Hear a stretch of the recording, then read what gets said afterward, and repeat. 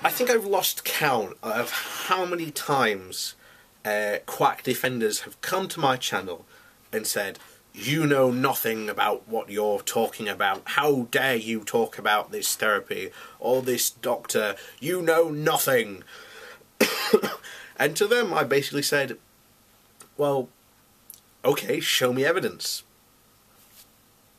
And very, very, very rarely do they actually show me any evidence. And when they do show me evidence, it is not evidence. It's a link to the guy's video of him talking about his woo-woo, and it's just... The problem is, and I think this is really down to the internet, I am under no illusions that this problem has been caused by the internet, is that a lot of people seem to think that the second they read something on the internet, they are automatically somehow amazing, incredible experts on it. And no, we're not. You know, I am not even an amateur when it comes to talking about, you know, health, the science of behind it. I've said multiple times, a lot of this stuff, when it comes to talking about, I am coming from a GCSE level understanding. So that is a secondary school level. And if someone like me of a secondary school level understanding of basic human biology can go, hang on, this guy isn't on the up and up, he's not right. And even then I can look at people writing scientific papers, I can look at people who are knowledgeable and see what they're writing about it and have what, you know, and what they're saying about it, which then informs, you know, myself and, you know, how I then understand it and how I, you know, interpret it to you, the audience on my channel. Because one of the big things I think is that scientists are really, really bad at explaining, you know, complicated things to laymen, which is not their fault. You know, science is complicated. But you have people like, again, Bill Nye is a perfect example. He's a really good person who can communicate science to people who don't understand science really well. Now, I don't include myself in that by no means. You know, do not think I am, you know, tooting my own horn here. I'm not. But when you come down to, again, go on any of the videos where I'm talking about alternative health, and you will always see one person say what I said at the beginning, that, you know, I'm wrong, that I'm not telling the truth, that I'm some sort of liar, and they don't elaborate on what this truth or what I'm meant to be lying about is. And it happens across multiple videos, and it's not just my alternative health video this happens on other videos as well. But the majority of them do come on my alternative health videos, and you get a situation where, okay, so you don't trust a doctor.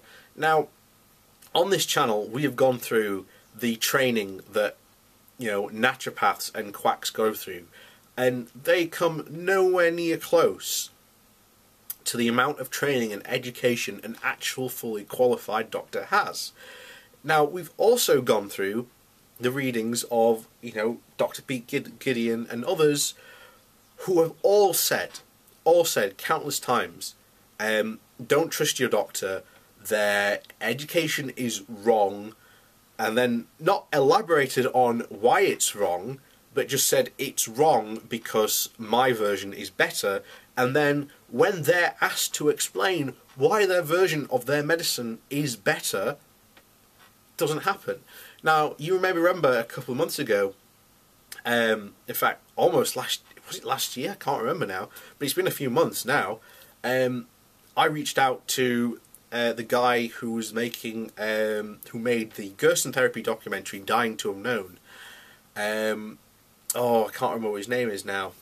Steve, I want to say Steve something, but he lives in Alaska. I said, you know, let's, you and me, have a debate about the Gerson therapy. So he said, well, I don't want to debate you, but tell you what, I'll set you up a debate with the Gerson therapy's Max Gerson's grandson. I was like, okay, great. Set me up with an interview, not well an interview, but a debate with him.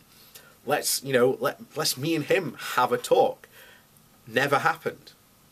I've reached him out to him again, said, look, doesn't look like I haven't heard from you for a while. Is there any progress?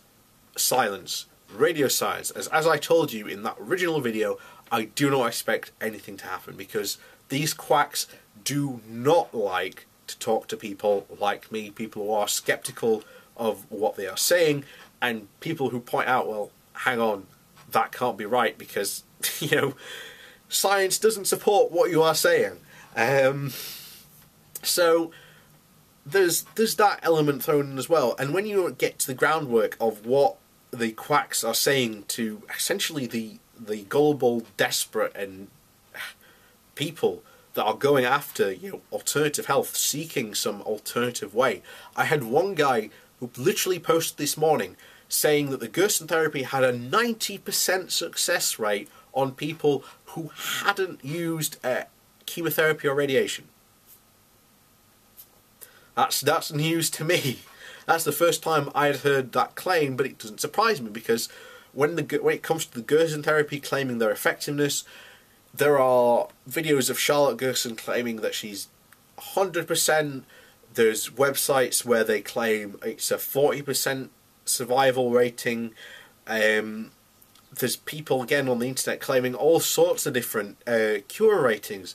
So how the hell are you meant to trust some organisation like the Gerson therapy or Patrick Vickers or Peter Glidden or any of the other people that we have covered when they cannot even get their basic story straight?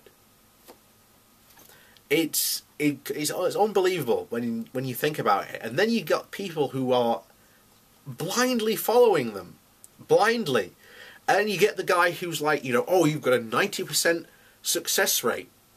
Imagine you've just had a diagnosis from your doctor saying you've got cancer. And you come across someone who says that. How is that going to think your thinking process if you are now, as we've so often discussed, these people who are scaremongering chemotherapy and radiation treatment, and they are a harsh treatment on the human body, but they do work. They've got huge amounts of evidence to back up their statistics to prove what they do. And we've done a video only a couple of weeks ago to show cancer death rates are at the lowest they have ever been historically. It really is unbelievable when you start to think about it in that term and context. Why are these people so desperate to believe these people? And the truth is, when it comes to it, they are feeding on the hope and the desperation of these people. And that is why I find quacks and people who are not quacks, but they support this quackery nonsense and woo-woo, and then they push the exact same stuff, and they don't look into it either, of whether what the quack is saying is true or not. And that infuriates me as well, and it's why this channel exists. This is why I talk about these things, because otherwise these people will never hear or not very likely hear a voice of skepticism on these issues, or telling people, hey, you need to look deeper into the Gerson therapy. I've had emails from people who have said, thank you for your video, The Dark Side of Gerson Therapy. Thanks to that, I will not be doing the Gerson therapy. I'll be listening to my doctor's advice. That makes me happy. But for every one of that happens, there is always, you know, that person who doesn't believe me, or, you know, blindly follows the you know, the quack down the rabbit hole, and, you know, it results in death. And I've often said, if you did a general study into quackery and to the death rate of quackery and people who follow it, I think you would find pretty much 100% death rate. And that is why a lot of quacks, if their patients don't live, very often they get rid of their case files. They deny that this person was ever at their treatment centre. The Gerson therapy in Tijuana is a perfect example. If your friend or family or loved one was at the Gerson therapy and you say, can I look at their medical records, and you say that they died, those medical records will no longer exist, miraculously. But there you go. And I think that's another reason why the Gerson therapy film stopped as well. But yeah, that was another video we did a couple of months back now. But so, what do you think about what I've had to say? Do you think that the internet has a large role in disseminating this basic nonsense quackery woo-woo? Do you think that people aren't being skeptical enough when they're assessing the claims of these quacks? Do you think that doctors need to do more? I mean, we've already covered a couple of weeks ago about how our vaccination levels have gotten back to the levels pre-MMR scare. So doctors can do good work in, you know, getting rid of the nonsense when it comes to stopping people going down the quackery road. So tell me what you think in the comments below, and we'll see you next time.